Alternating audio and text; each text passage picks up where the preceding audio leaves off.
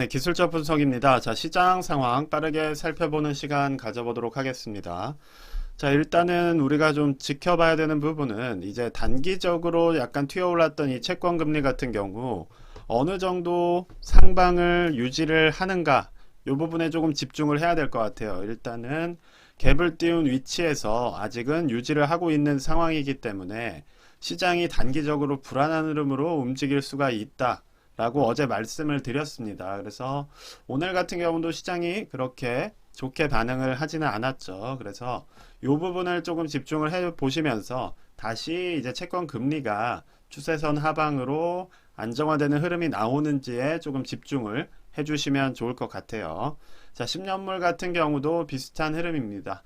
자, 2년물에 비해서는 조금 빨리 추세선 안쪽으로 유지를 했죠. 그래서 이 부분이 이제 조금은 다시 조정을 받을 것처럼 보이긴 하지만 뭐 당분간은 조금 지켜보시면서 움직이면 될 것 같아요. 그래도 이 부분이 안정이 된다면 오늘 같은 경우 뭐 시장이 크게 무너지는 모습이 나오기보다는 어느 정도 지지하는 흐름으로 갈 확률이 높아 보입니다. 자, 채권 가격 같은 경우도 이제 비슷하게 움직이고 있는데 자, 주요 저항선 라인에서 이렇게 지지가 나온 상황이에요.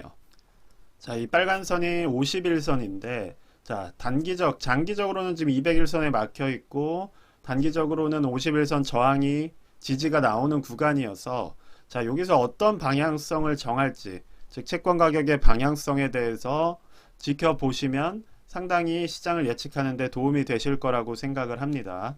만약에 201선이 승리를 한다면 시장은 단기적으로 조정으로 나아가는 것이고 만약 여기서 200선을 뚫고 올라간다면 시장이 어느 정도는 다시 상승하는 흐름으로 갈 수가 있다라고 봐주시면 좋을 것 같아요. 자, 그래서 지금 석유 가격 같은 경우는 하방에서 이렇게 반등이 나오면서 올라온 상황이고 자, 이 추세를 이어간다면 요거는 시장의 악재가 되겠죠. 자, 어쨌든 물가에 영향을 줄 수가 있기 때문에 뭐 PC에는 안 준다고 하더라도 CPI에는 충분히 영향을 줄 수가 있습니다. 자, 그래서 어느 정도 물가에도 이러한 석유 가격이 영향을 줄 수 있는 흐름으로 나아가고 있다. 이 부분을 조금 대비를 해주시면 좋을 것 같아요. 자, 금리이자 달러 같은 경우도 지금 달러 강세 같은 경우는 지금 뭐 금리 2년물이랑 좀 비슷한 모습을 보이고 있어요. 2년물 수익률과. 그래서 어느 정도 이제 달러가 이렇게 상방에서 유지가 되거나 혹은 이제 환율들이 올라가는 모습을 보인다면 단기적으로는 이제 안전자산에 대한 선호가 높아진다는 얘기가 될 수 있고 시장에서는 이제 금리의 피크아웃을 좀 더 길게 늦게 보는 그러한 모습으로 해석될 수가 있다고 생각을 합니다. 그래서 그런 부분을 좀 염두에 두시면서 달러를 지켜보시면 될 것 같아요. 자, 그런 면에서 지금 아직 말씀드렸듯이 자, 불확실성이 높아졌죠. 그렇죠? 그러니까 어떤 말이냐면 석유 가격 WTI는 올라오는데 자, 금리도 튀었다가 방향을 뭐 2년물은 계속 위에 있고 10년물은 추세선상에 안착을 했고 달러도 다시 강달러로 나아가는 초입에 보이고 있고 자, 이런 식으로 이제 불확실성이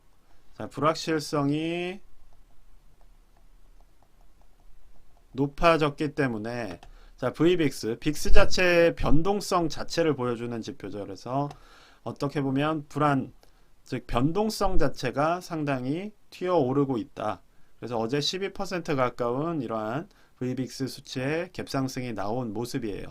자, 그래서 어느 정도 단기적으로는 우리가 수익 실현을 해줄 구간에 진입을 했다라고 지금 연이틀 강조를 드리고 있는 상황인 겁니다. 자, 그래서 나스닥 지수를 보시면 자, 어제 1.68% 정도 하락이 나왔어요. 자, 1.68% 정도의 하락이라고 한다면 자, 그 전날 2% 오른 거를 상당히 반납을 한 거죠.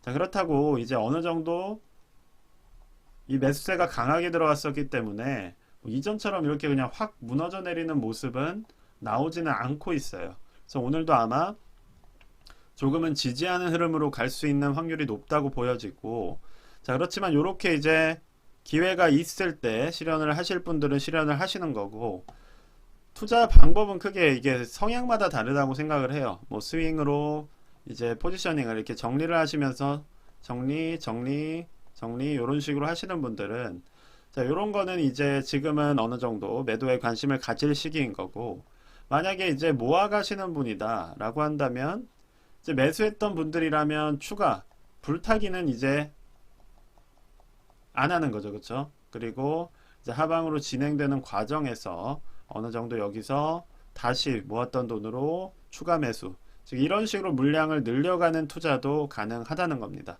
자, 그래서 너무 극단적인 투자를 하시기보다는 저 같은 경우는 이제 스윙 개념으로 말씀을 드리는 거고, 줍줍할 타이밍은 아니라는 거예요. 또 두 번째로 말씀을 드리자면, 그래서 줍줍을 하시려면 어쨌든 평단이 낮아졌을 때 하는 게 좋은 거기 때문에, 뭐 줍줍을 하시는 분들이 있다고 한다면 조금 더 기다렸다가 비중을, 즉 수량을 늘리는 방향으로 투자 전략을 짜주시면 좋을 것 같습니다.